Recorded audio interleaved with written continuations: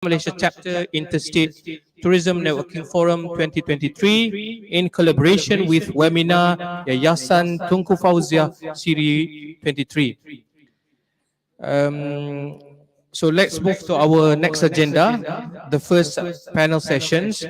We have gathered a diverse group of industry experts, thought leaders, and accomplished professionals who have carved a niche for themselves in this dynamic field. They will share their valuable insights and experience and expertise on the theme of tourism.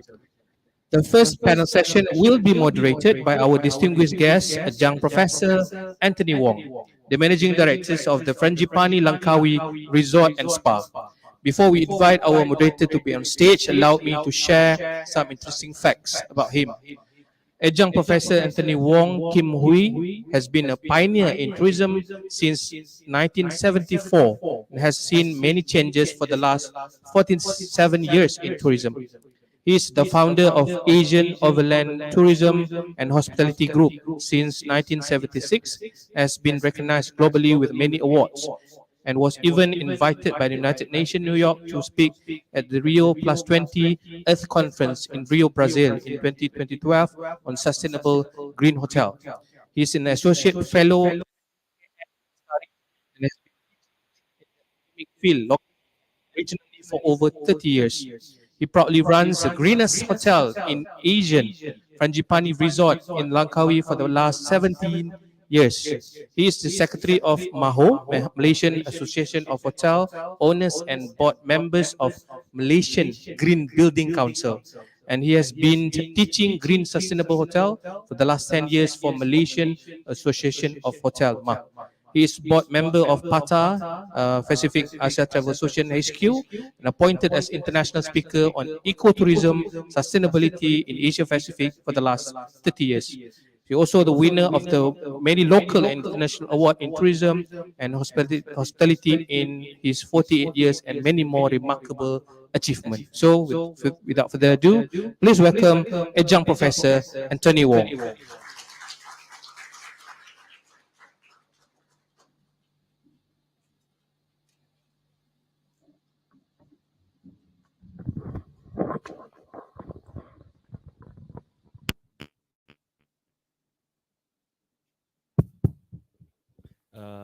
Selamat pagi, good morning.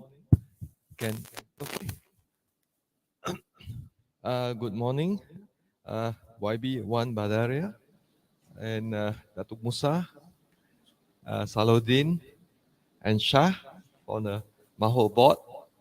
Now, it's really good that the industry is getting together under the leadership of PATA, because without this type of activity, the academia and the industry don't have opportunity. And also this is also sharing with each state that is participating. And in this period, we have also side trip, and we will actually gather notes and catch the essence of PERLIS and make suggestions at the end of our 3 days. Because I believe, PATA is probably the only organization in Malaysia that can able to do this. There are many travel associations, but PATA has government and private sector and the total industry involved, including airline. Yeah, I would like to get my 3 panelists here. The first, let them sit here, then I'll give a bit of explanation. Dr. Muhammad Saleh from UiTM. Dr. Chia from Taylor's University. And wow, she just came out from the forest, Miss Fadila binti Muhammad. Yeah. Now, Dr. Saleh, I've known for a long time. He started in forestry. He's got a solid foundation that our topic is talking about agro and ecotourism. His specialty, of course, study of parks and amenity, School of Geometric Science and Natural Resources, College of Built Environment from UC Mara. Then he qualified BSc in Parks and Recreation, West Virginia University, USA, Masters of Parks and Recreation, West Virginia, and a PhD in Built Environment, UITM, emphasizing on community participation in protected area of management. With 12 years experience with the Department of Wildlife and National Park, and that's very important because he has the full range, yeah, Peninsula Malaysia, and for passion for biodiversity. He has embraced community-based approach in biodiversity conservation and protected area management as guiding professional principle. As a lecturer in the Center of Study of Parks and Amenity of College of Built Environment, he teaches a developing management plan, community organization, and supervision of PhD and master student in the topic related. He embarked on community project on the ecotourism initiative at Kampong Go Taman Negara National Park, in Bukit Batu Lembah, Melaka, and Orang Asli community organized in Krau Wildlife Reserve Management. But during the morning, he also mentioned that he was already here at Wang Klian in the early days of the 80s, 90s, yeah, when tourism was also just picking up. So he understands PERLIS, yeah. Now, Dr. Chia is from Taylor's University, where I've been a young professor for 20 over years, actually. Now, he's a senior lecturer in School of Hospitality and Tourism and Events at Taylor's. He completed his PhD at UC Putra, Malaysia. He's also an Associate Director of Center of Research and Innovation in Tourism at Taylor's. He was an insurance adjuster, loss adjuster before joining the academia field. That is interesting. He teaches tourism module and marketing module, and does undergraduate and postgraduate level. He has authored and co-authored many articles in the professional field. His current research in the interest of island tourism, rural tourism, ecotourism, tourism management, medical tourism, sustainable tourism. He's also a member of the ASEAN Tourism Research Association. Yeah. Dr. Fadila, I do not have his background. So maybe when you speak, you can give a little bit of a background. Okay. Now, I let Dr. Muhammad Saleh share what he has in his slide. Yeah, Dr. Saleh?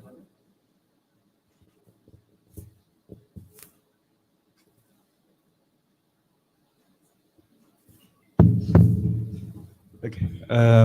Assalamualaikum warahmatullahi wabarakatuh, and a very good morning to all.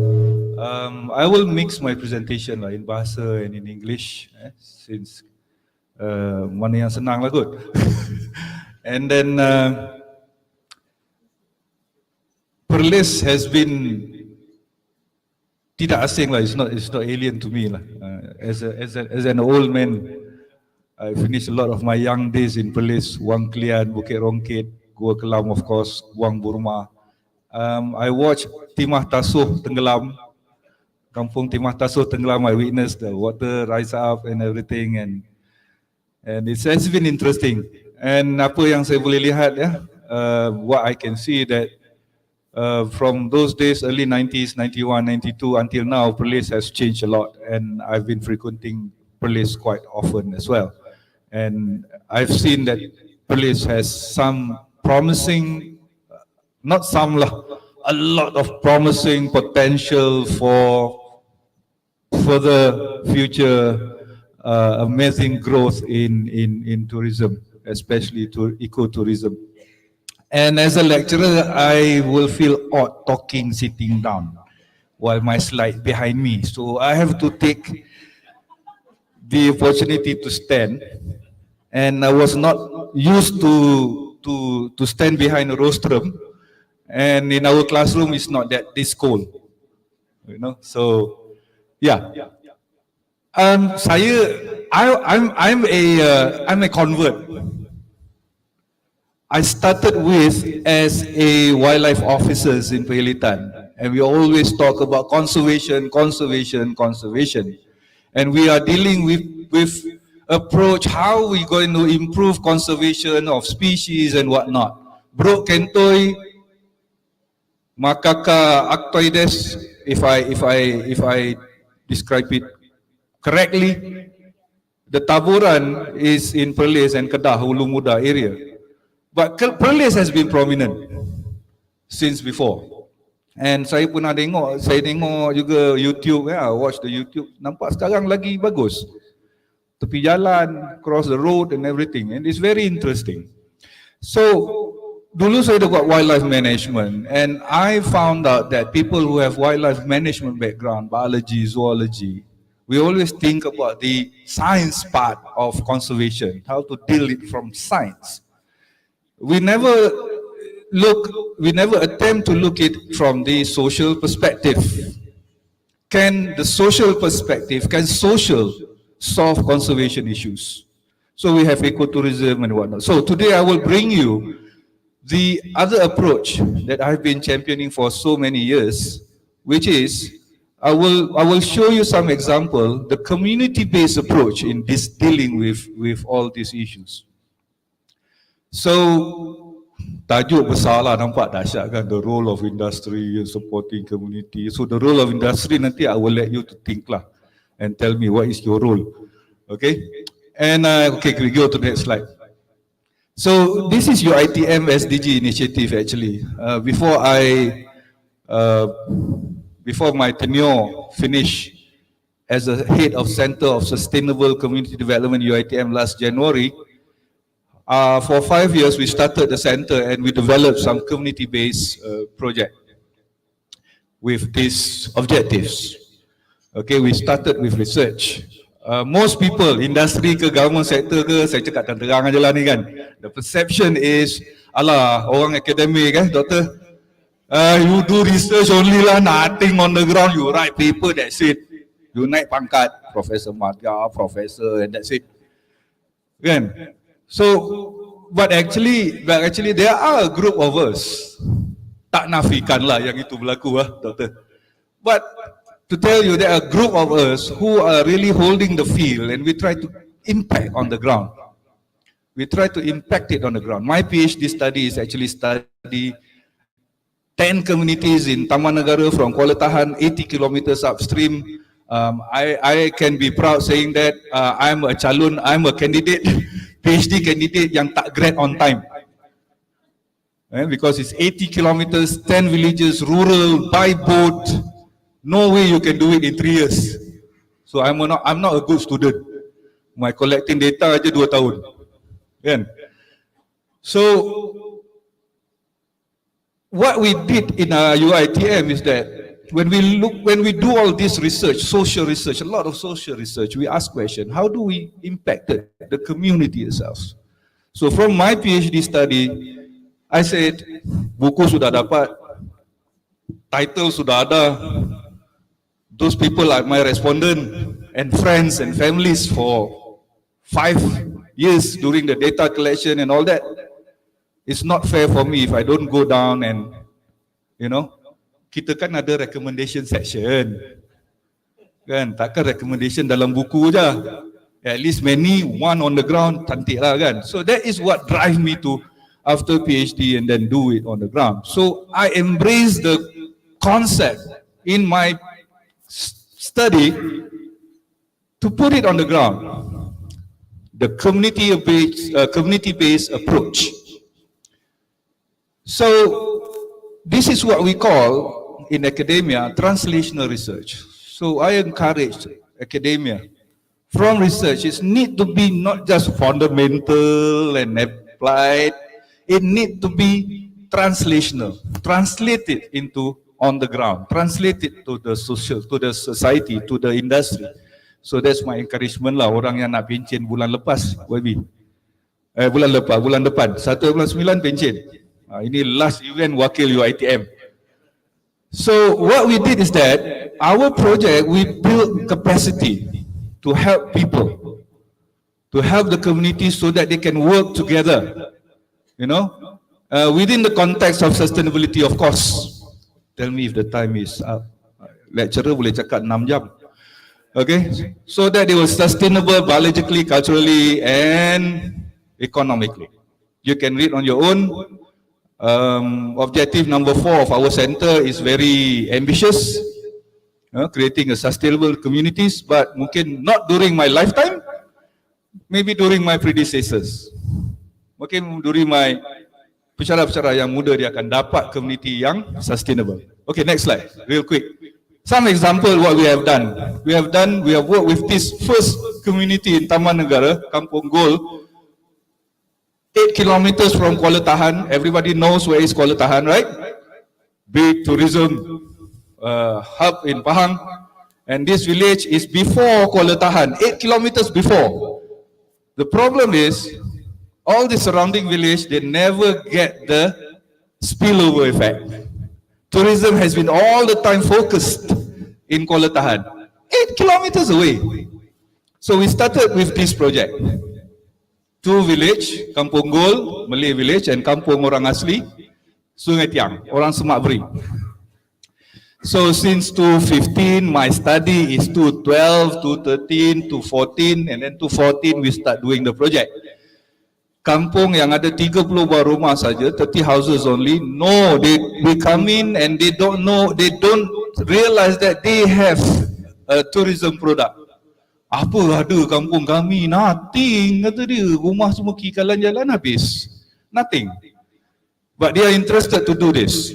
So, after so many years, we have developed, not we lah, I tak adil kalau kata we. My approach is that we work with the people they think. We just facilitate so that they realize that, oh, this is the quality that they have. This is it. So all these ideas is from him.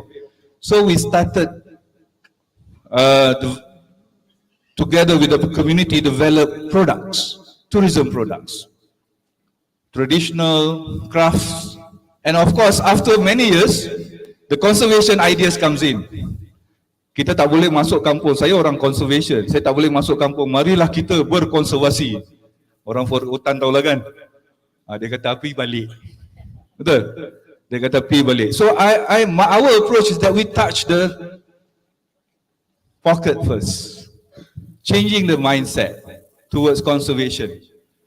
Then, last 2-3 years, before COVID, and then during COVID it stops, we realized that the orang kampung has been harvesting and eating telur soft shell turtle, resing. Orang sana panggil resing, orang Perlis saya tak tahu panggil apa.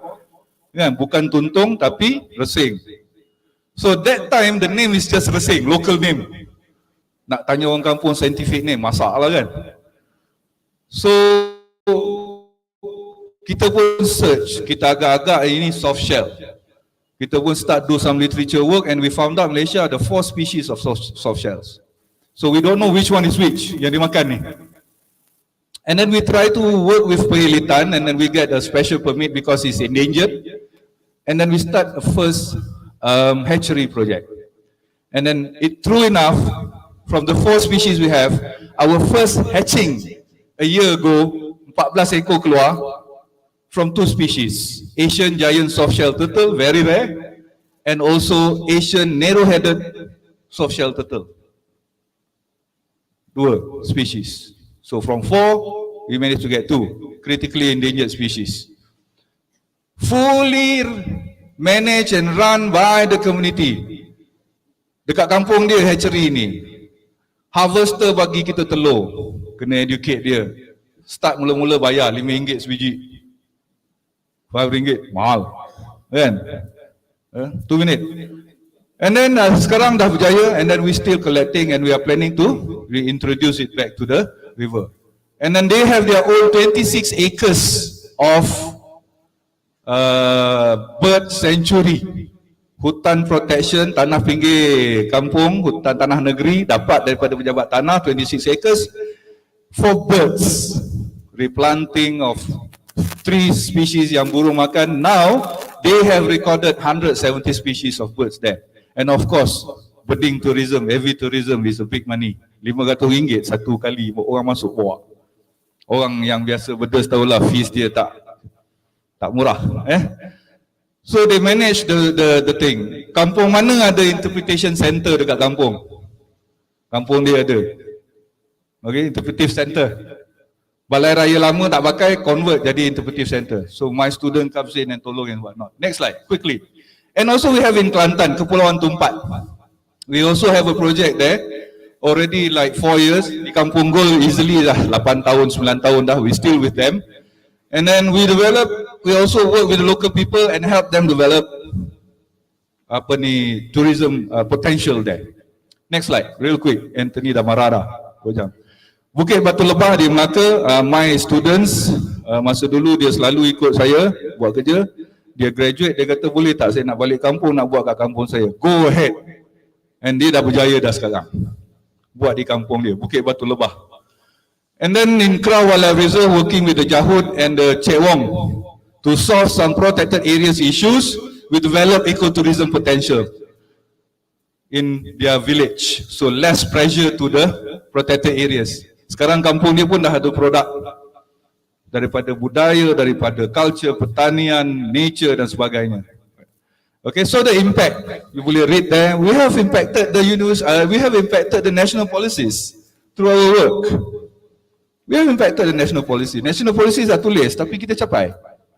Okay, and of course internationally juga. So this approach, kalau kita tengok ni yang kita kena understand. We are doing this with and by and for the people. Bukan kita dictate. Ini UiTM buat untuk you. Ni. No. There must be a sense of ownership. They have to work, they have to think. We just facilitate and moderate and fine tune here and there. That is our expertise. Okay? All this while, after 10 years, 12 years working with many communities, ramai orang kata, oh susah orang kampung nak konservasi, susah orang kampung. No. When they understand it, they feel, they taste the benefit, they will understand the concept and they will accept the concept of community-based approach. They will support, they will participate. We give them all the honor, we give them all the credit. And then, of course, there are big concerns. The concern is, this is a process. This is about a process. It's not about the product. Nanti kalau duduk ada soalan, nanti kita elaborate. Okay? So, apa dia boleh buat? Can read from there? Okay? Next. And thank you. Real quick. So, Q&A lah nanti.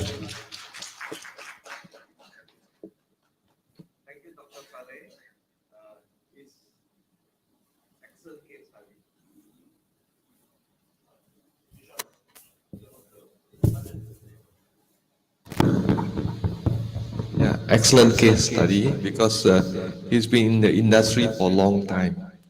Yeah, and the community of Orang Asli and the Malay community surrounding, many of them have built guest houses. But there are issues like entrance fee is too cheap. You cannot cover the operating costs. And if you make it too cheap, it becomes what you call rojak. It becomes everybody can do it. They don't appreciate the quality. You need to charge high enough. You don't have to have so many people, but you get less people. We will finish off with Dr. Chia. Thank you, Prof. Anthony. Again, as lecturers, we can't sit down and talk. Right? So, still morning. Good morning, everyone. So, I represent PERLIS University. So, when you look at the title itself, I mean, tourists, or in this case, agro-tourists, they are seeking for experience. Okay, that's why I terms it fantastics. Right, we use the farm tastics. Right, so I'll be talking about the opportunity issue and sustainability. Now, just to give you a little bit background about agro-tourism. So this term has been used, I mean, differently in different countries, like maybe the US, it's called agri-tourism. And in some countries, they call it farm tourism, farm stay. That's why there's no universal accepted definitions. So in Malaysia, we use agro-tourism. So if you used to look at the words agro and tourism, it's actually a combination of two things, agro and tourism. So It's often take place in rural setting, but it can be also in urban settings. Okay, I'll show you a few examples shortly. And this concept is similar to what is happening in China. We call it a 农家乐. Okay? We call it a happy farmers. I just traveled back from Yunnan last 2 weeks. They have a lot of so-called agro-tourism activities. But again, traveling to these places is quite, I mean, it took me a long journey from point A to point B. So, I mean, I think that the kids love it very much. Just the parents, they need to accompany the kids and so forth. Then I tried, they call it a mushroom, a very special mushroom in Vietnam, which is poisoned. But if you know how to cook, you'll be fine. So my students took me to the restaurant. They said, "Doctor, just try. I've been eating for a long, long time. I'm still alive." So they called it, I mean, it's very colorful. You can't imagine that you will see mushroom in orange color, red colors, green. So they use this as part of the tourism activities. So they also invite students, especially the kids. In China now, they have a very popular term called edu-tourism, kind of like edu-tourism, where they bring students there and explore and pick the mushroom, then and let the restaurants to cook. So that is experience that they want. So I try. My student told me, so if you have no, like, we call it something like a magic mushroom, right? You will see something high, get high tonight. But trust me, it was a good experience during that time. So agro-tourism as a means of sustainable tourism development for rural community. And we know that agro-tourism normally takes place, as I mentioned, in a rural area. So agro-tourism is, I mean, the developments of agro-tourism is under MOA, Ministry of Agriculture, and being promoted by MOTAC. No, it is also mentioned in the National Tourism Policy that agro-tourism is one of the sustainable forms of tourism. We know that there are many forms of sustainable tourism. It can be islands, it can be community-based. I think we've been talking about community-based, but bear in mind that agro-tourism is also one of the sustainable form of tourism. And what are the benefits? Of course, you can read. Again, the main thing is the economic factors. We want the local, we want the country, or we want the states to benefit. So next, please. So just let me give you a few examples. Orchards. We have recently I think we have lots of Musang King orchards, Bentong. Then we have there's one in what do you call that, Fruit Valley, and we also have Strawberry in Cameron Highlands. So when you look at these destinations, it will be like in a rural area, I call it Ulu, not really Ulu. But the accessibility to these places is quite, for me, is this one's still okay, where you have proper roads. But what happens if the tea plantations in Cameron, sometimes, jam for a few hours just to get inside the plantation area. Next, please. Dairy farm, Kundasang. And we have one in UPM. Since I'm from UPM. UPM consider urban or rural? It's urban area. So we have this farm fresh. And not to forget, we also have what they call the farm the city. We always think that agriculture is in kampong and so forth. But we have this farm the city, the packing zoo, and so forth. Next, please. So what are the opportunities of agro-tourism? Again, diversifications. If let's say, for example, that destination has a lot of products, and it's already like, the top. So you have to diversify the products. It can't only depend on only one, like, motive. They used to have this luxury tourism. I spoke to the state minister. He said, yeah, we're promoting the homestay. Then I asked him another question. Is it going to success? You know that COVID hits the countries quite bad, but again, they rebound. So they want to diversify the eggs, so-called eggs, other products, into different baskets. So they introduced homestay. Until today, since last year, 1st January 2022, there are only 10 homestay in the country. Of course, there are many reasons why I will call it not successful, but the minister said we have to make it success. Okay, so rural economics again is all about money. When people see money, there's a monetary return. They will try. Then cultural exchange to homestay. Preservation, again, some of the traditional agricultural practices may not exist anymore. So by using agro-tourism, you can showcase what are the traditional practices and bring them back to old time. Because now we have a lot of, we use technologies to help us. Then we have education and awareness. This is very important, especially when you talk about agro-tourism. If you go to, I think you have to go to Skinchan. They bring you to the paddy field. Okay? They bring you to, the interpretation center to learn. And value added is also very important. When you visit the place, again, you also promote the local products. I think just now we also received a gift, right? That's also one of types of promotion. Then community empowerment. So again, challenges. Okay? So again, we'll relate back to PERLIS later. Infrastructure and accessibility. Again, accessibility is very important. Would a person travel 6-7 hours just to, go to eat durian? Sometimes yes, but some people see accessibility, they don't mind. For example, you take 5 hours and then you need to take 4-wheel drive. Some tourists, they find it very interesting. Okay? So lack of standardization, there's no standardized so far. The operators, they develop their own package. Then environmental impact, we know that, I can discuss later. Land use conflict is things that I want to touch here because when you want to develop agro-tourism, land is one thing.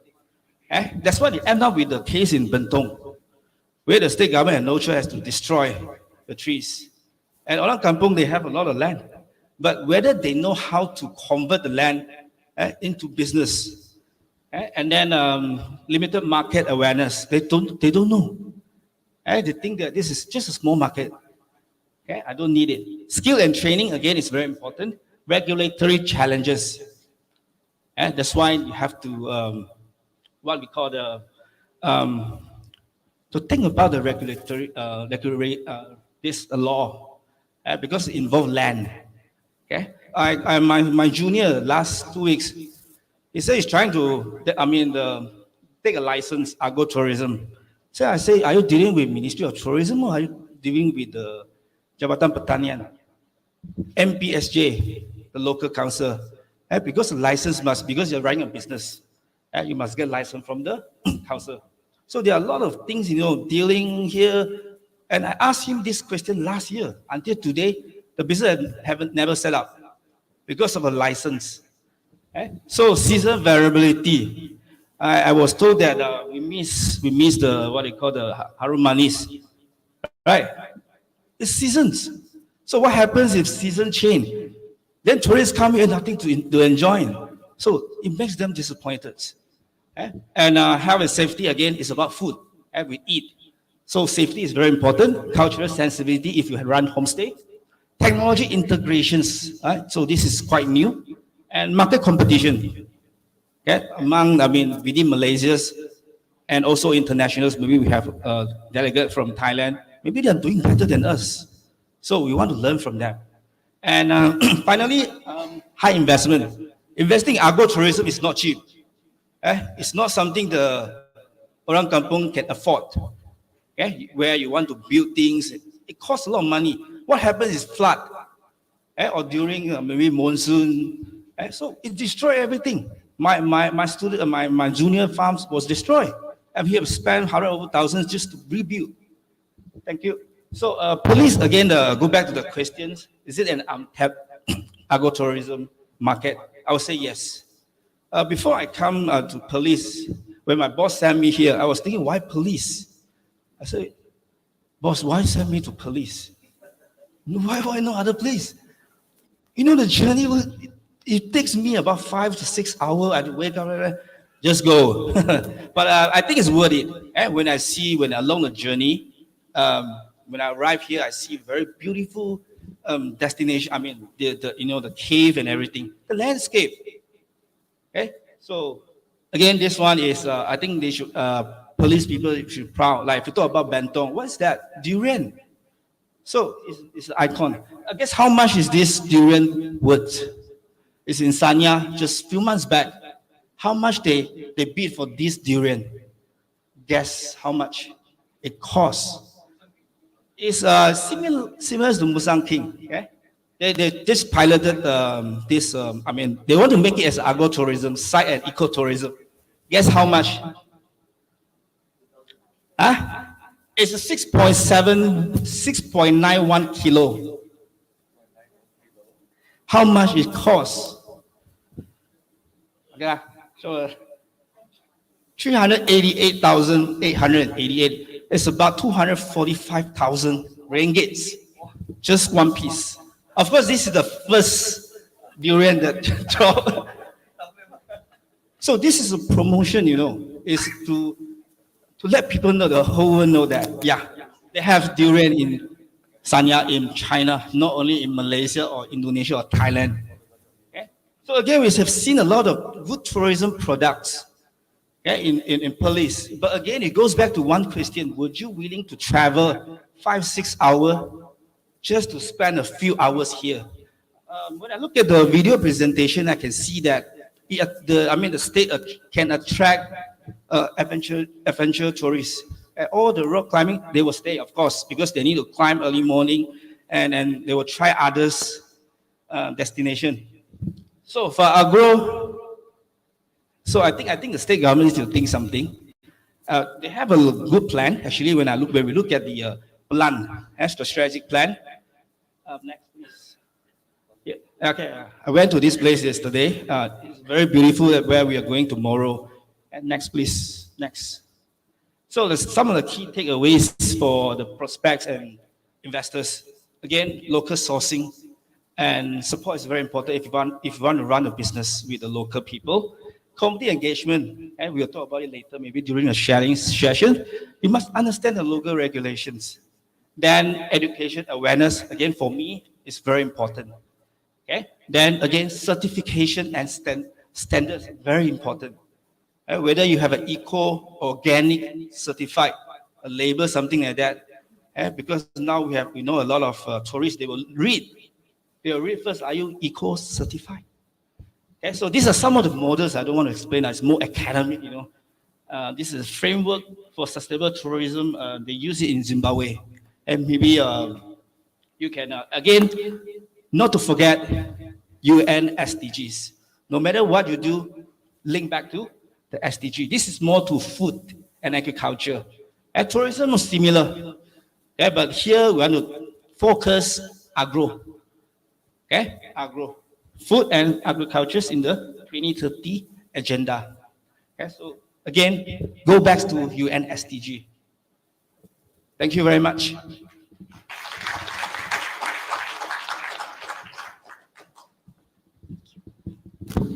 Thank you, Dr. Chair. Now, Miss Padilla, Miss Forestry.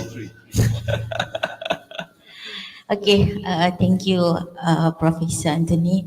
My name is Fadilah binti Muhammad. A bit of background on yourself, please. Yeah, okay, thank you. Yep. Okay, I'm come from Forestry Department, Deputy Director under PERLIS State Forestry Department. I'm just have degrees for wood industry, not tourism. Basically wood industry, some like of civil engineering, but for wood base. Again, no, UPM, under UPM. Okay, I don't have any great experience for tourism. I just have a background when I was sent here by my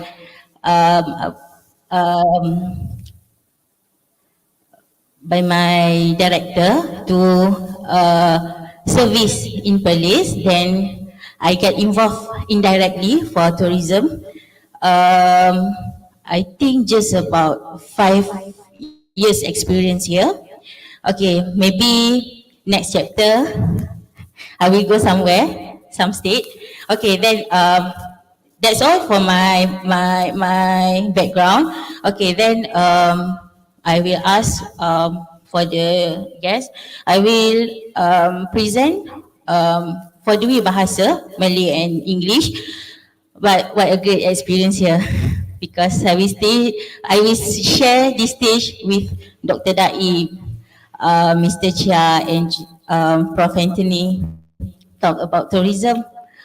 All of these, they are all expert in tourism, and I just have experience only just in PERLIS to manage the tourism side, which is, it is not a core for a forestry department.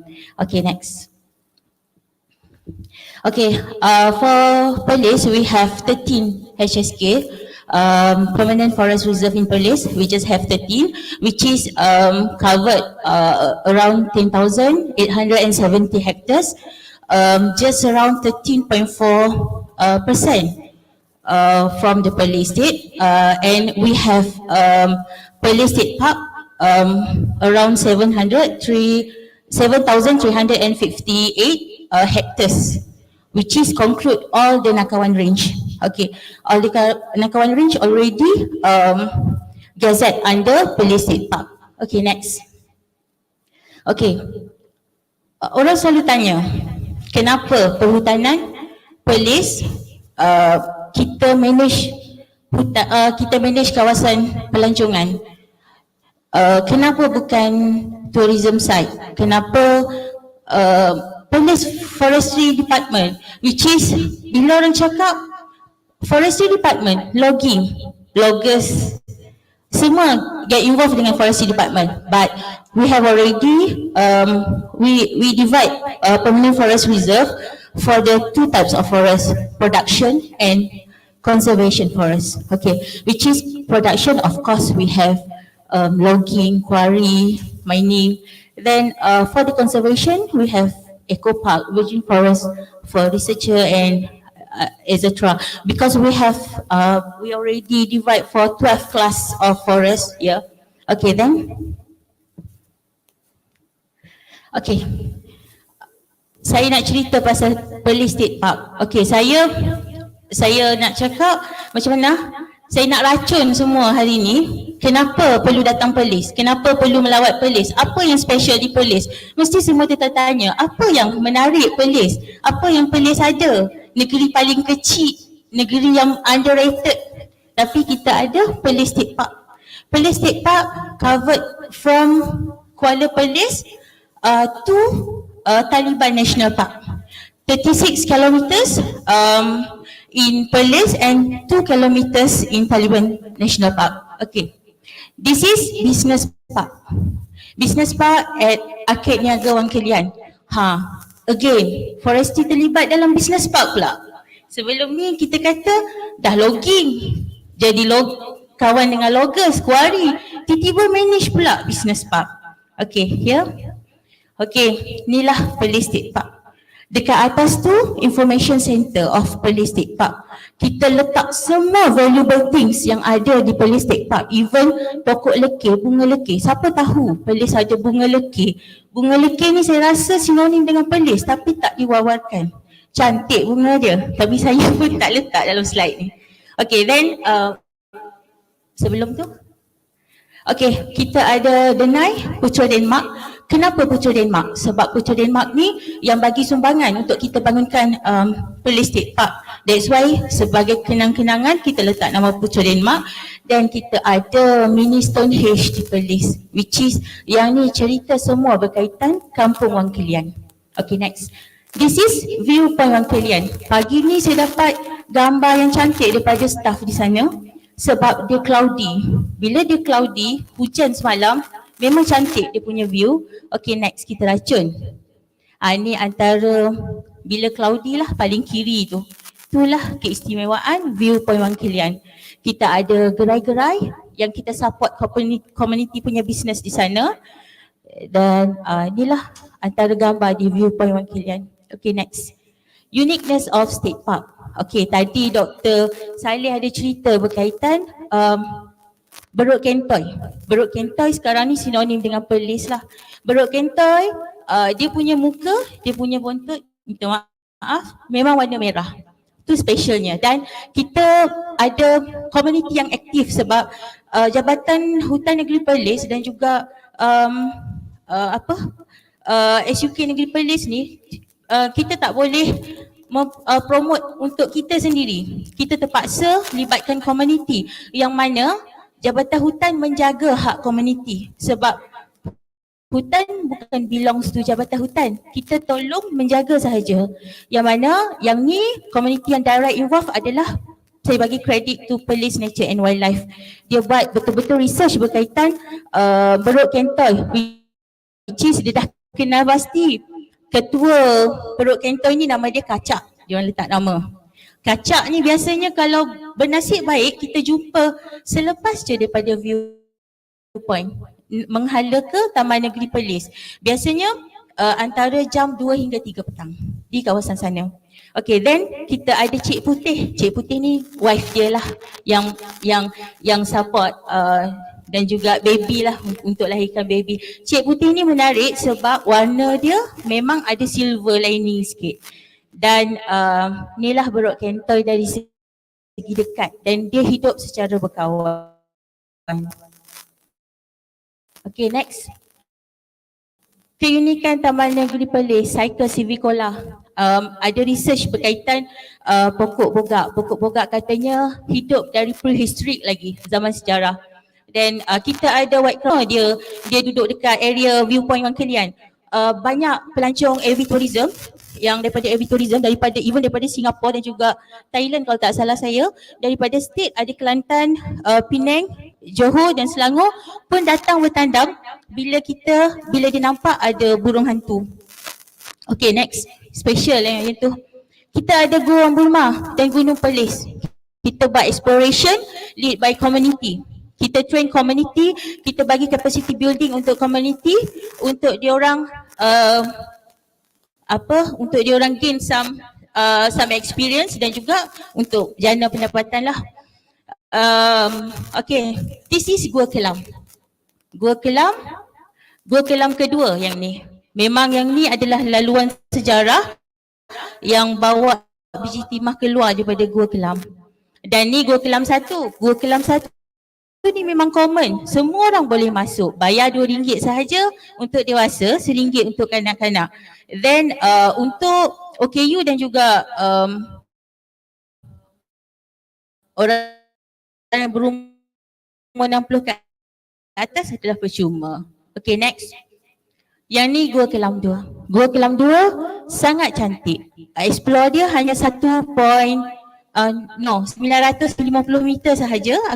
Akan ambil masa lebih kurang sejam 15 minit. Yang dekat bawah tu, yang dengan pengarah tu adalah mini piramid. Kita pun tak tahu apa yang disembunyikan dalam piramid tu.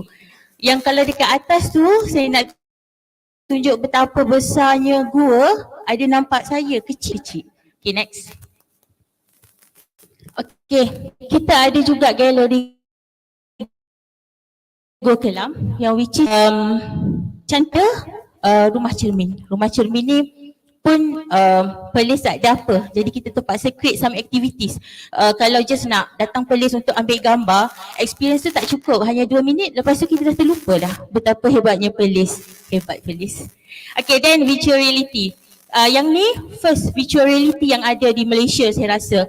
Dan even yang kedua di dunia kalau tak salah saya, di Asia lah, di Asia.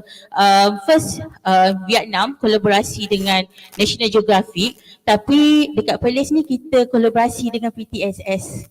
Kos dia minima 70,000 sahaja. Sangat memberangsangkan juga. Okay, next. Ni racun juga. Camp hujan-hujan. Hujan-hujan campsite. Dia covered by pokok hujan-hujan. Dia boleh memuatkan lebih kurang 250 person. Okay. This is Sungai Batu Pahat Eco Park Complex. Next. Apa yang ada dekat Sungai Batu Pahat? Kita ada produk herba, kita ada pokok-pokok herba. Lebih kurang 721 spesies herba yang kita dah divide into 10 groups berdasarkan penyakit. Dia ada untuk hemorrhoids punya, untuk bidan punya, untuk penyakit empat serangkai, banyaklah lagi. Untuk tenaga batin pun ada. Next, kita juga ada kompleks Sungai Batu untuk kompleks basikal lasak. Track agak mencabar yang kat depan tu saya. Sebab sebelum kita launching produk ekopelancongan, saya dengan pengarah kita orang bersama-sama akan turun untuk try run dulu. Dry run, produk ni boleh jual ke tak boleh jual. Okay, next. Kita ada Bukit Air Resort dan Nak Kawan Paintball. Bukit Air Resort kita ada resort, ni resort under perhutanan. Sewaan dia hanya RM110 dan RM70 sahaja. Kita ada Nak Kawan Paintball, boleh buat aktiviti. Kita baru lepas lawan paintball untuk Piala SUK, YBSS dan Jabatan Perhutanan nombor 3. Okay, next. Kita ada Bukit Air Forest Eco Park yang kalau kita tengok sebelah kiri tu, dia punya batu sebelah kiri tu, dia ada dua jenis.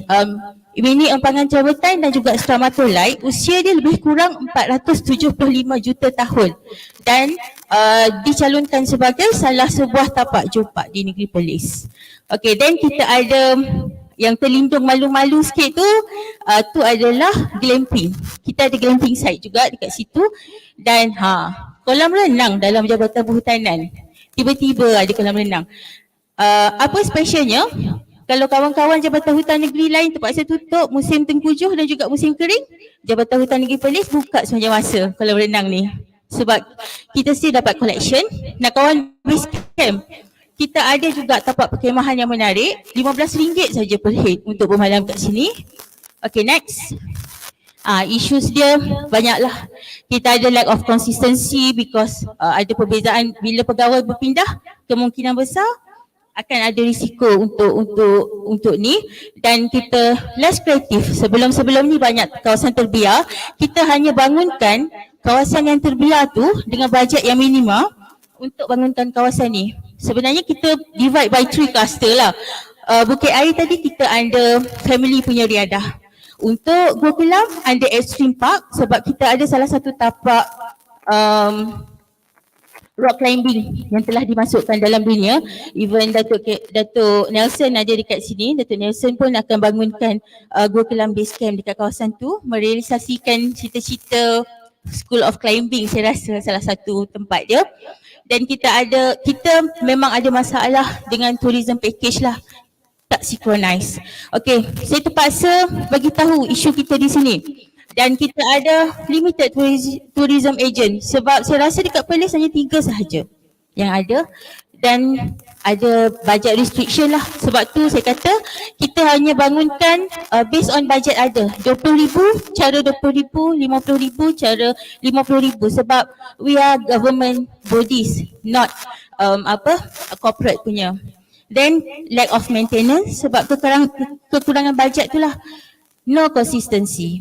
Okay, that's all. Thank you. This is our business point at Arcade Niaga.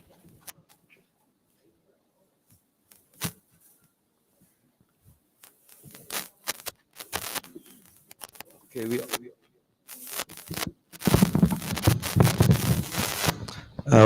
all heard from the 3 panelists. I'll just put a very simple things that I've proposed already from this, but they have not seen all of PERLIS. That will be concluded after the 3rd day evening. We'll sit down again for those who are still here. How do you think, what are the common things you think is necessary? Maybe each of you say 3 things that's needed to make eco-agro-tourism successful for PERLIS. What are the consistency? For example, you say inconsistent, support. Because you need support in terms of keeping the place clean. Yeah, maybe each of you can share, because from your own experience, there are so many things to look at, but are the three key that you can look at? Okay, thank you, Anthony. My response will be based on my approach, the community-based approach. Three ingredients. So, as I mentioned just now, PERLIS has so much potential, and as what I observed in the past, minta maaf lah cakap pelancongan PERLIS dia fokus di Kuala Perlis here in the past.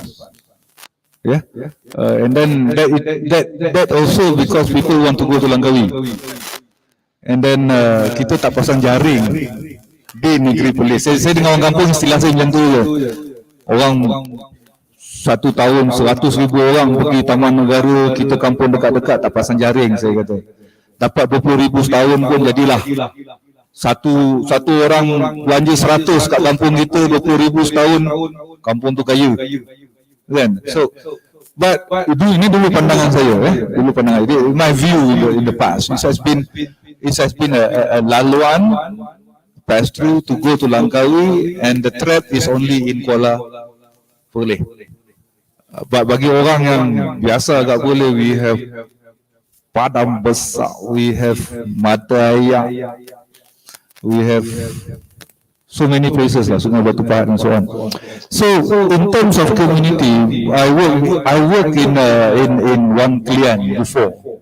We did our first survey masa tu zaman MB Datuk Seri Saidan Kasum. The first study on Wang Klian before it became a national, before it became a state park. So we did a study, collaboration Pelitan and Perhutanan. This is way back 93, alah tuanya aku. This is way back 93, nothing there. Wang Burma was so excellent. You go in, the crystal is still sparkling. There's some danger to tourism too, to nature. Sparkling also too, and those are the potential. And it become we have a lot of wildlife data and all that. So you may want to check with Pelitan on the 93 video report. So one thing interesting in Wang Klian is that the community there is a closed community, and way back my studies there, their economic condition is very low. But as I frequent the place, walaupun tak buat research, but kita boleh observe they are starting to improve. So as a community-based thing, I think if we want to do it in in PERLIS, maybe you want to try it in Wang Klian with the community there. Community-based approach means they plan, they manage the tourism, and then we moderate them. We do all the process, so they run this thing. This is the concept of community-based approach. So, 3 ingredients to make community-based approach successful. One is engage and actively participate community. It's not about us. Bukan universiti yang datang, bukan agensi yang datang. Kita datang, but kita datang with the notion that it's about them. They have to work with us, they have to agree to work with us, they have to agree and actively participate to make that thing successful. One, this is the community-based spirit. 2, of course, collaboration and partnership. My experience, kita start with our own initiative dengan university, but it's been slow. When we start working with state agencies, with federal agencies, with industries, it's moved much faster. In some cases, we work with the DO was so active. After 1 year, the DO transfer, the next DO come in, and so these are the things. So a meaningful collaboration and partnership, a continuous collaboration and partnership from various stakeholders must be there. Second ingredient, Kadang-kadang kesian lebih nak cakap ni lagi. Kadang-kadang kesian, community beriu buat setahun, tukar pengurusan, tukar ni, those things tergantung and stop and whatnot. That people who replace them cannot embrace the spirit and the principles of that. So kadang-kadang kita kesian kat orang kampung. So second ingredient. Third ingredient, most important thing to work with people, sincerity and trust. As industries, as universities, as agencies, you have to come in with the sincerity to help them out. The benefit is for them. Kalau industri nak masuk, of course industry is a profit driven. You can make profit, no problem. I have no problem with it. I have no problem with it. But you come in and help them with that sincerity and trust. Contohlah, our approach in Pahang, they will not be the marketer or the promoter. Tak ada masanya orang kampung nak buat. Okay? They are the service provider. They have set up their village with a product. Industry can come in and sell the product for them. You bincanglah dengan dia. Where is the cut? But within that process, I have few examples. Just now we talk outside. I have few examples within that process. Not all, some people. The manipulation part is there. Ada satu kes saya tak nak cerita di mana, orang asli ni rapat dengan saya. They have set up their show village. They have run the show village. 200 visitors a day, charge RM5 seorang. Okay. Kampung tu duduk api, sumpit, duduk huts, that's all. RM5 seorang. Masa peak season, 200 people can come. So one guy from KL saw the opportunity and the huts is already there. And ini yang orang asli tu mengadu di saya. Dia kata orang ni dia tunjuk kat, dia tak baca lah ni. Ada orang Kuala Lumpur, dia nak bagi aku 20,000 supaya dia nak bagi so nak banner apa. So I told him, do you need to build anything big? You do things with gotong royong dengan anak muda and then it's just hearts. It's not tough for you. So saya kata better not. Sorry, I have to advise him. Better not. For me, there is manipulation. The sincerity is not there. One case. There are other cases lah. There are other cases. Tapi we welcome industry sebenarnya, but the sincerity and trust need to be there. So saya dengan community, saya kata you just service provider saja. You just become the service provider. Industri akan bantu. Sebab tu tajuk saya role tu, tapi saya tak present role pun. I want you to think what will be your role. I give you the principle of community base.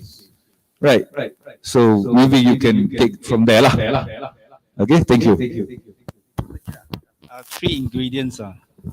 So I think for me one is documentation, because you may end up the local community ask you, hey, where to get the permits, how? So I think we have to simplify the documentations and the process of applying all the permits and so forth. That's very important, documentations. And also, we need a local champion. You can see that this is quite new in this place. And we need someone to really champion. Because I think when people mindset that if someone success, you'll follow. You may copy their ideas and so forth, just like homestay concept. Everybody is copying. And during that long time, there's no standards. Everybody, they build their own standards. So I think the regulations and everything we need to standardize. That is another one. And I agree with Dr. Saleh that, the community base. Again, we need to often talk to them. Okay, we need to understand what's local. It's not we go and tell them what you need to do. And sometimes I think the local they know nothing. So we need to at least inform them what should be, what you can do. But again, we have to let go. Just like you educate your kids, you can't always accompany your kids. Let them do their parts. So and we don't want always the universities go and help. Right? We always send our students, go and help this. Even tailors, we have so-called impact lab. So there are 4 hubs where we talk about the community base we talk about technologies in hotel, we talk about the responsible tourists, and we also talk about the business. Again, our boss keep asking, hey, go and help, hey, help the community. I was like, what? Why? Again, why we always want to? I mean, we should again raise awareness. I think awareness is very important.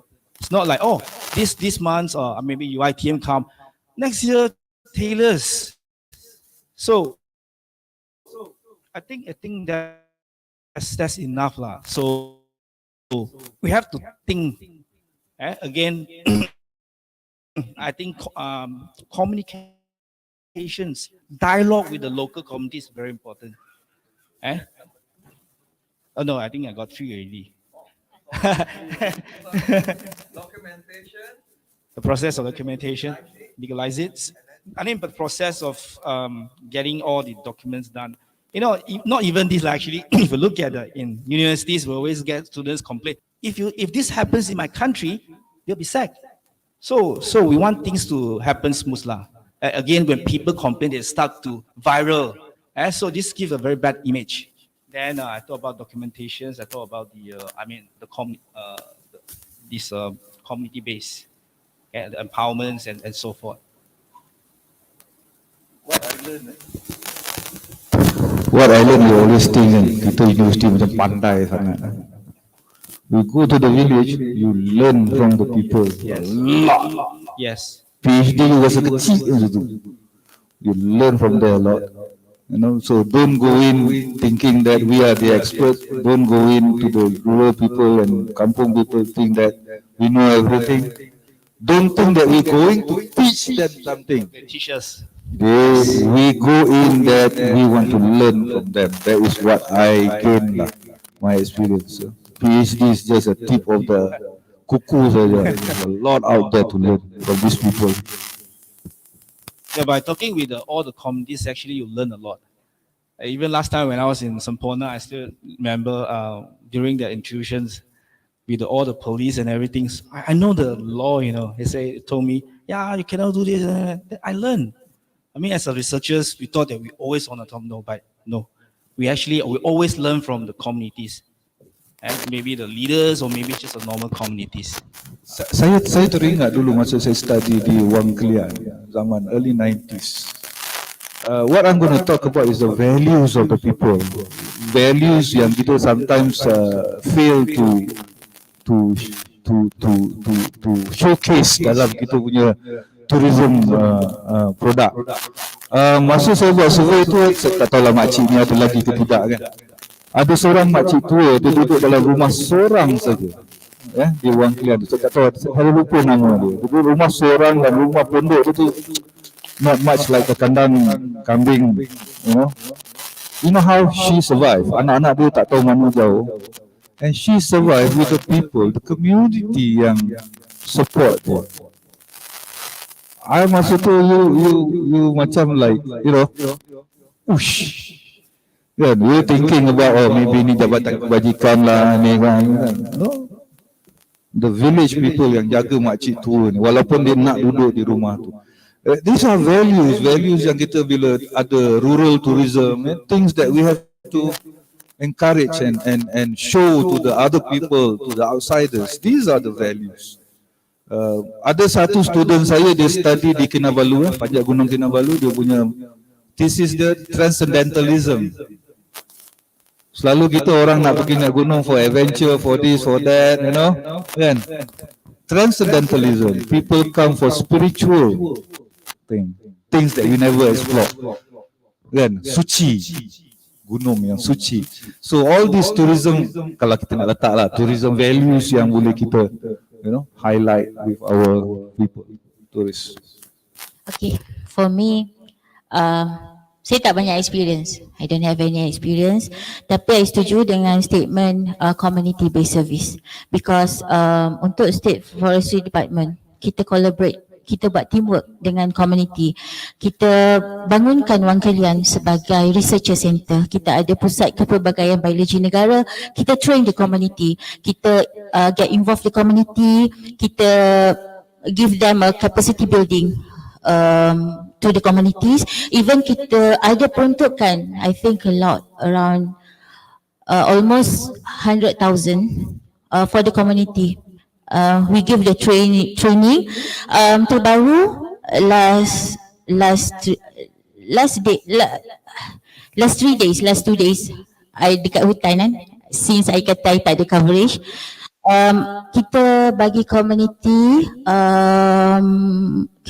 punya, kita mengajar community macam mana nak buat herbarium. Sebab yang tu akan jadi sumber pendapatan. Apa yang Jabatan Perhutanan concern, kita dah bina mini lab dan kita dah ada tower dekat dalam PERLIS State Park. Kenapa kami train community? Sebab kita kekurangan staff, hanya 40 orang termasuk saya dengan pengarah untuk service this PERLIS. Dan kita need community. Apa yang kita laksanakan, kita bagi diorang latihan, dia akan tolong researcher yang masuk ke taman negeri. Contohnya, kalau researcher tu nak buat kajian pasal mushroom, community akan cakap, okay, kawasan ni banyak mushroom. Okay, kalau researcher nak buat bantuan pasal orchid, community akan cakap, kat sini banyak orchid. Dan jika lecturer nak buat ataupun ada researcher nak buat kajian pasal serangga, community ada knowledge pasal serangga, then diorang tak perlu nak habiskan 1 hari atau 2 hari untuk train the community how to get the serangga, how to collect the specimen, because we already there. We give all to the communities. Yang mana kita dah ada kelas herbarium, kita dah ada kelas untuk pengeringan sampel serangga, kita dah ada kelas basic about knowledge pasal law yang telah diberikan taklimat oleh Jabatan Perhutanan, Jabatan Perhilitan. Jadi diorang tahu do and don'ts, apa yang diorang perlu buat, apa limitation diorang, apa restriction untuk diorang. Tak semua kawasan diorang boleh masuk, ada limitation untuk diorang. Tapi hutan adalah milik komuniti. Since Jabatan Perhutanan hanya tolong menjaga dan pemilik sebenar adalah negeri. Okay, then yang kedua, how creative they are. Macam mana kita kreatif? Nothing impossible.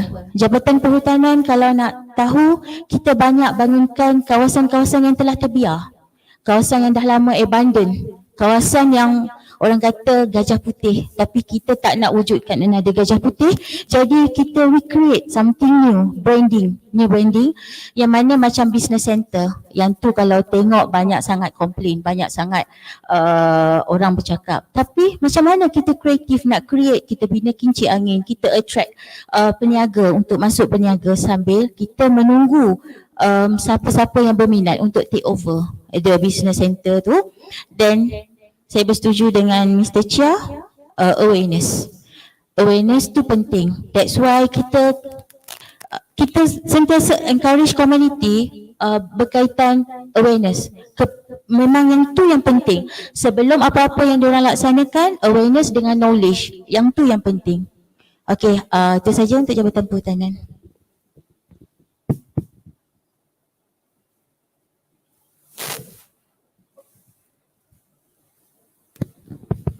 I'll try to sum it up since lunch is around the corner. Yeah.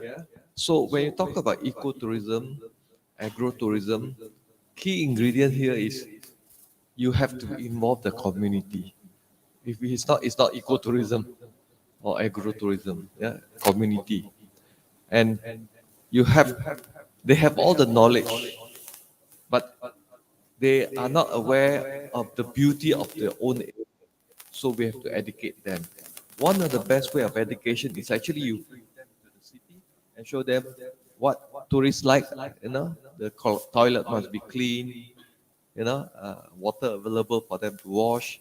So then they are aware, and then you can bring them back to see how to create something. Through working with community, you need the trust. If there's no trust, you will not move forward. It has to be genuine trust. Yeah. One of the first project I did for community tourism was in Sarawak. Yeah. Our longhouse, we built because they got no toilet. Those who have been in the longhouse, they shit everywhere, sort of, or they shit in the hole where the pigs are there. So I built them septic tank toilet and brought water. So each family had their longhouse. Then we got them to extend their longhouse, and they stay in the real longhouse, and everything is done by them. So you have to win the trust, and they charge you according to how they feel. Don't tell them how to charge. They charge. So we were happy after 4 years. Their income from 60 ringgit per family was 180 ringgit per family, because not everybody makes money. So you have to build that community base. It must help the people. If it doesn't help the people, it's not ecotourism. The other thing, the culture must not destroy the culture. They must preserve the culture. Yeah, any tourism that destroy their local culture is not good tourism. It's not ecotourism. So that culture side. Then you talk about standardization. Yes, if you have homestay, there must be some rules. So I think Motec, when we started, I actually started homestay in the early 70s, and I thought the ministry what is about was kampong in Pahang, where a lot of budget travelers there. My God, after suddenly I come out age catching up. So the locals must be totally involved. You don't tell them anything, but you just make them aware. Now, in terms of documentation and land matter, difficult for them. Don't talk about licensing. Okay, they are good guys, but don't ask them to go through a course that they have been certified. Sometimes local certification, if they have got the knowledge, they may not have gone to school, so cannot get them to do writing and things like that. If they are good outside guide, know in ecotourism, let it be. Do not go too much into certification. I disagree with you. I've had 50 years of dealing with orang asli. Do not say, oh, you must have fire hydrant, or you must have emergency safety. No. Let them run, let them make money. Later on, you can come in a little bit. So let them survive first and educate them slowly, because when I deal with the orang asli, but you ask them to do a show, the whole village comes. Yeah, that's how it is. I had my Gombak Jungle Lodge. I started in 91. Every time I try to help the Gombak orang asli, you have 8 dancers, but you have to feed 30 of them, because your children, your grandparents, all will come along, and that's the culture you have to accept. You want to help them, you don't say anything. You just help them. So in community-based tourism, I agree that they do not know the value and they undervalue. So you as a person must help them in valuing it. Ini naik harga. Like Tongkat Ali, they sell so cheap to the collector, but the collector is selling it so high. So you tell them, naik harga. So we have to help them because they are not aware. Yeah. So this, and collaboration is important. Without collaboration, you need the academic collaboration, you need the kampung head collaboration, you need the DO collaboration. As I say, it's documentation. I told we do a roadmap with agreement of the community. This is the way we are going, and these are our partners. So this one we document and give it to the DO. Then, because DO keep changing, so we have to go back, and then this come higher level I agree with you. Very often, these are the steps we are going, and then suddenly, hey, new person, new condition. So it's very, it's pointing for the community. Yeah. If I may add, experience in terms of recognition. 1991 in Taman Negara, the local boys there tak ada license apa-apa pun nature guide. Either they just follow Anthony, dia jalan sendiri. There's no form of training, there's no form of recognition. Yang ikut Anthony, yes, they learn from him. So what we did was that Pelitan that time, we saw that the potential of these young people. They speak English that time. Depends on siapa turis dia bawa. Kalau dia banyak bawa German tourists, you know. So this is the tree, yeah. The tree is so big, yeah. You know, it will be a German accent, a French accent, and Anthony remembers that lah. So we were thinking of they cannot go out. Licensing ada masa tu 1,000 lebih, you know, few weeks. They don't have the money. And then they have to go out from Kuala Tahan. Will, you know, tak ada jalan raya masa tu, boat. They will never get license. So what we did is that Perlitan and UPM, Dr. Wan Sabri, Dr. Zakba in Perlitan, my boss that time, and I, the education officer that time. So we developed a first syllabus. First syllabus for the training. We call it specialized local guide course. So our first training, we tried 30 boys. Perlitan dengan UPM dulu. No license, no exam. And then we saw that this is a potential thing. So we contacted Motek. Mr. Pun Nachai that time. Who still remember Pun Nachai? So he's the officer. So talk with Mr. Pun Nachai. Dia kata, nak bagi lesen kena ada exam. Nak bagi lesen kena ada exam. So kita kata fine. Kita kata fine. We do that. So we devise the exam. Outdoor, experiential, you know. Kalau semua theoretical, mati lah. So we devise the exam. Pergi field ni, you know, kita as evaluer, dia bawa kita konon guide. Oh, this is the cerita lah, cerita kita muka serius saja. Habis dia jalan, kita lari belakang pokok. Gelap. Rural boys. Medium English, the training, and so we did that, and then licensed by Motek.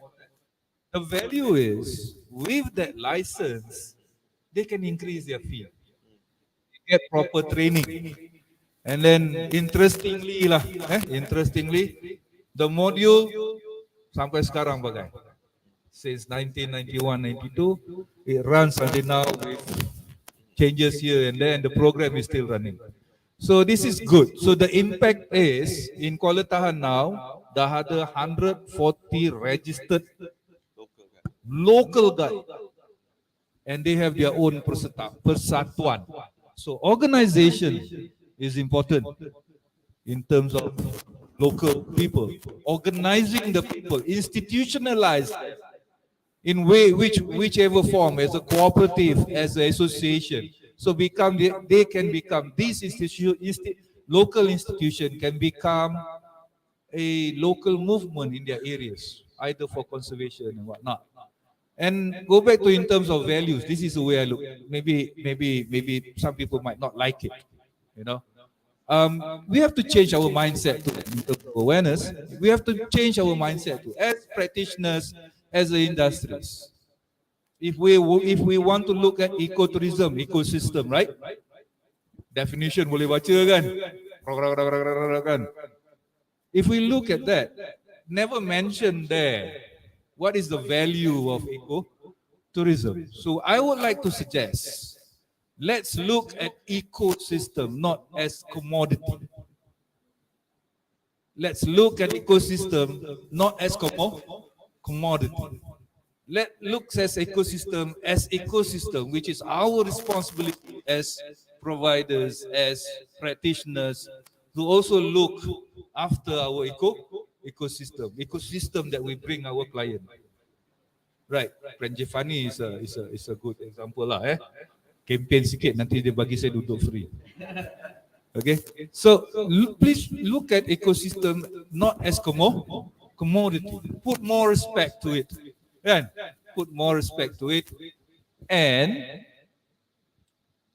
with that, at the same time, being in a business, kita tukar. Dulu orang kata conservation waste money. Sebab tu agensi konservasi bajet yang terkecil. Because conservation will not make money. They will use money. Cik? Betul? Hutanan, konservasi, buang duit. Perlitan, konservasi, buang duit dululah. We have to change that mindset. Conservation makes money. Our resing project makes money. Turis come, donate satu hal. Orang luar donate bukan singgit dua. Dia nak bagi, oh itu hari ada one Danish family, anak dia. I want to name this guy Lollipop. Lantak engkau lah, kau panggil lah Lollipop. Bapak dia bagi RM100. Okey, Lollipop pun Lollipop lah. Kan? Yang mana satu Lollipop tu nanti lepaskan aja, release. In the future, bila kami dah ada banyak anak resing ni besok, anak Asian Games, Social, maybe releasing, berapa? RM10, RM15, RM20, donation, different story. So the conservation itself can also makes money. So we have to change the mindset. So two things I try to bawa. Don't look at ecosystem as commodity, and then we change. Conservation makes money, to be fair with the industry. Okay? Thank you. Okay. We are running late now. We shall take a break for lunch and come back here at 2 o'clock. Yeah? Is that okay? Okay. Thank you. Thank you, Anira. Yeah. Shall we have some questions or not? I think let's have 3 questions from the floor. Let's have 3 questions from the floor. Because it's important all of us are here. And everyone is here. I think it's good that state government also listen from the industry. Shall we? A industry player or academia?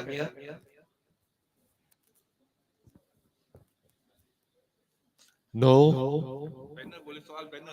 Yeah.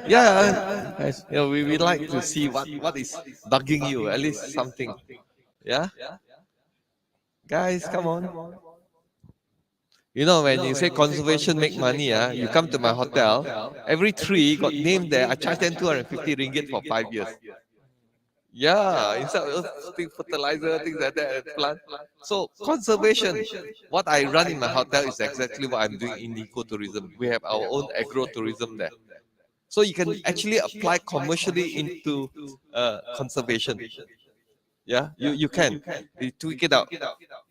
So, guys, no question.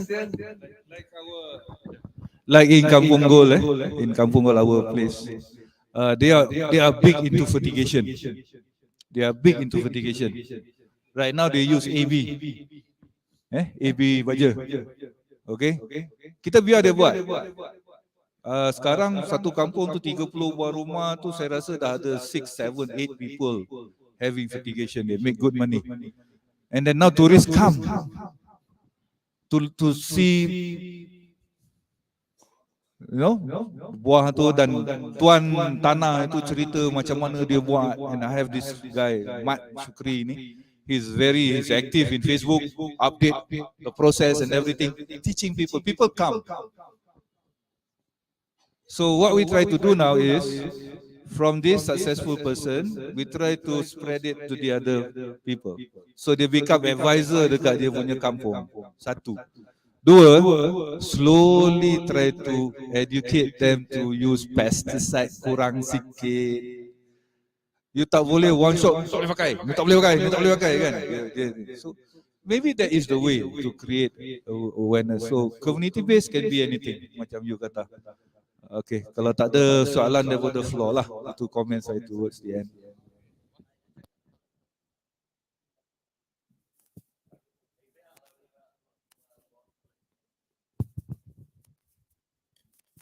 Okay, just a soalan bagi satu. I just came back actually last month. I was in Pokhara, Nepal, whereby community-based tourism very great, very great community-based tourism. Kita ni dulu kita boleh cakap CBT je, dia ingat community apa tu, criminal breach of trust. CBT ni actually community-based tourism. So actually, just my questions here actually, since nak makan ni, we are talking about carbon footprint. Carbon footprint. People talking about carbon footprint and everything now. And you know, maybe Prof and the rest can also educate us here today. How carbon footprint can help, especially PERLIS kan, ecotourism besar. What can you do? I was in Singapore dengan Wabi Rafizi under Ministry of Economy, di under Malaysia Singapore punya ni. Because the biggest thing in Singapore now, they are looking for carbon footprint kat mana Singapore. So they are coming into Malaysia or something like that. So perhaps on this thing, maybe kita boleh gunakan ini because dari sudut tourism, people when they're going to a certain place do not want to see community ataupun destinasi yang memusnahkan environment. So these are the things maybe you can talk a bit, maybe to relate it. Thank you.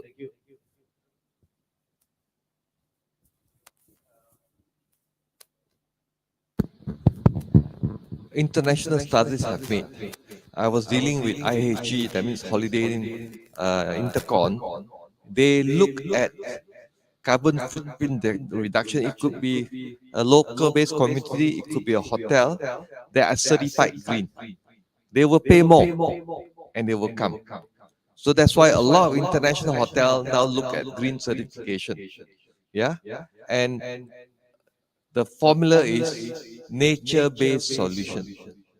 That means you go towards natural thing solution. Yeah, nature-based solution. So that will reduce your carbon footprint. Okay, so like say hot water, instead of using electricity, use second generation of solar hot water, which is the first generation is copper piping and black surface. Now the second generation is in vacuum and more efficient than copper heating is using titanium coated. So in a very low heat, you can get 75 degrees centigrade. You can boil your soft water, soft boiled egg. So you look at how to reduce using nature-based solution. Then you will find carbon reduction, because we have done 200 ways. That's why last year United Nations launched our hotel, first ever in the world, Center of Excellence in Sustainable Hospitality. But it's based on science, based on architecture, based on physics, chemistry, and natural science. So we produce over 8 tons of organic fertilizer this year. Everything. So looking at this total thing on carbon footprint reduction, there are solutions. No need to be high tech, low tech can. Yeah, we will copy what our grandparents do. Many of the things our grandparents was doing. Yeah. Itulah saya pun nak sebut tadi. There's an expensive one. There's a cheap one. Yeah. So kita dengan orang kampung kita tengok the cheap one lah. Satu. Dua, it's about changing them also. Untuk masuk kampung, untuk nak cerita carbon footprint, climate change, kan? Lele hailu. Tapi through the practice, macam kami kerja kami punya konsep is touch and stay. Banyak universiti kerja dengan kuning. Sorry to say, saya ni jenis lepas je lah kan. Banyak universiti dia buat kerja masyarakat, and then dia kata dah ada community engagement. Tapi saya panggil itu one off. Tak salah kerja dia.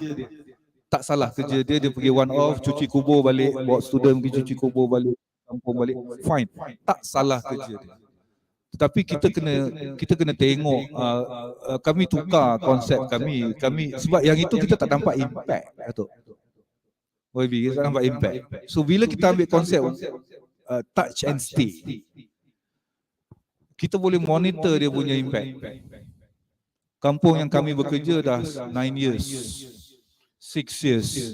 So we can monitor. So I think the role of university, saya tak nak cakap orang lain lah the role of university when you punya social responsibility, saya rasa lebih kepada touch and stay. As an academia, you should monitor the progress. Monitoring and evaluation is last process. We have a set of process. Kami punya kerja ada set of process. Phase 1, phase 2, phase 3. Saya tak dapat nak sembang kat sini. Kena masuk kelas. Kelas saya 1 semester benda tu. Okay. Community organization subjek saya ngajar. Okay. We have the process. Phases and phases and phases and phases and phases. Kan? So last phases is monitoring and evaluation. So who's going to do that? So ada yang luar kena do the phases. So macam balik tadi yang climate change, yang carbon footprint dan sebagainya. Orang kita kampung dulu dah lama hidup dengan tu. Saya nak cerita untuk satu experience, last one. Satu orang kampung, orang asli, dia buat huts untuk orang datang. So saya kata baguslah, dah buat ni nanti kita letak tilam. Senang sikit selesa. Dia cakap apa dekat saya? Dia nak masuk kampung aku, dia kena tidur macam aku lah. Dia kata, tidur atas buluh ni. Apa nak tilam-tilam? Alamak, aku kena lah. Kan? Bagi saya, that is already no need lights. Masuk kampung asli, there's no need lights. You want to experience the life, then you enjoy the experience the life of the orang asli. Satu. Dua, since Datuk sebut tadi, Nepal, Indo-China, dah lama community based. Thailand dah lama community based. Tapi setengah tempat bila kita pergi, kampung tu become showcase. Satu. Dua, tadi Anthony ada kata respect. Masuk kampung dah macam apa dah, ambil gambar lalu tepi rumah orang ini. So what we did, our concept dekat kampung kami maintain exclusivity. So masuk ada jadual by request, agreed by the people. So kampung yang kami buat ni, kalau dia ada kenduri kahwin, orang kampung dia kahwin, orang Pahang dia panggil merembat. Merembat ni merewang. Kalau dia merembat tu lama tu, seminggu jangan bawa orang masuk. So kita kena ikut jadual dia, respect dia punya culture dan sebagainya. Ya, kita pun I think you all know lah. Ada some village, ada some tempat tu tourist driven. Dekat kampung jual bir, kampung Melayu, warung. Kan? Budak kampung kita tak kenal. Dia ni turis ke budak lokal? Dia dengan seluar pendek, rambut tocang, janggut tocang kan. Kita tak tahu dah which one is who. So yang ini kita kena maintain respect. Kita tak nak dia masuk kampung, yang perempuan pakai singlet, pakai seluar pendek, Mak Saleh, anak-anak muda-muda di kampung, budak-budak kecil tengok kan. So kita nak dia datang and respect the values of the village. The rules is set by the local people. So balik pada climate change, balik pada carbon footprint. Make it cheap, tapi we have to, bukan saya tak guna perkataan teach. We have to work with them continuously so that they change. You can see, dia start dengan kampung dia bersih. You will see that. Kita kata apa? Pelancong tak suka sampah. Dia akan bersih. Tandas dia akan bersih. Styrofoam akan mulai hilang. Dia akan mulai hilang. So gradually, slowly. So the carbon footprint, kerja dengan orang kampung, dia tak boleh dictate. Aku nak besok kau jadi macam ni. No way. So dia kena.